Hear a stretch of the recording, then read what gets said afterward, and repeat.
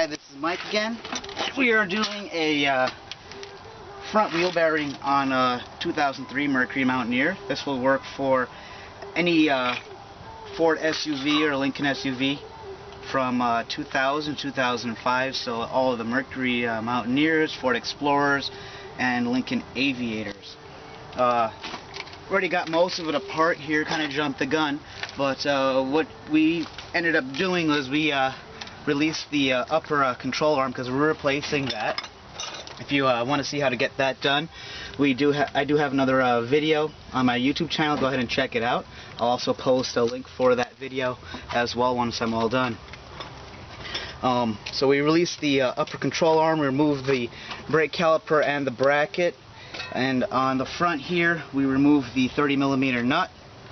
We also removed the 15mm bolts from the back of the bearing already, and up top here we removed the stabilizer link so that the CV axle has a little bit more play in it. So what I'm going to do now is remove the bearing from the hub assembly. I already removed all the wires here and unplugged it from the engine bay, and we'll get that new bearing installed in just a bit. So I'll be back in just a bit, and we will show you how to put the new bearing back in. Alright, so I got the old hub off of here, cleaned up my new mating surface, nice and shiny, used a little bit of sandpaper and a gasket scraper, scraped all the old crap off.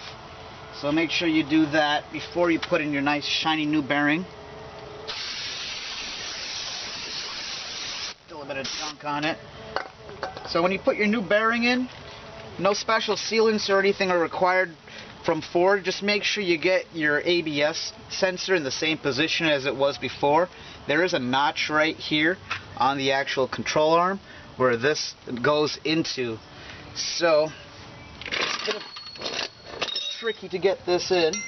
Oh, and by the way, my screws came with the new bearing with Loctite already applied to it. If you're reusing your old screws or your new bearing didn't come with new screws, you'll want to make sure you put some either red or blue Loctite on it to make sure the screws don't wiggle themselves loose.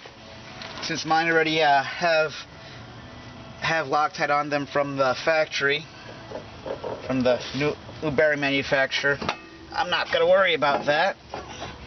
Just go ahead and get your bearing seated in there.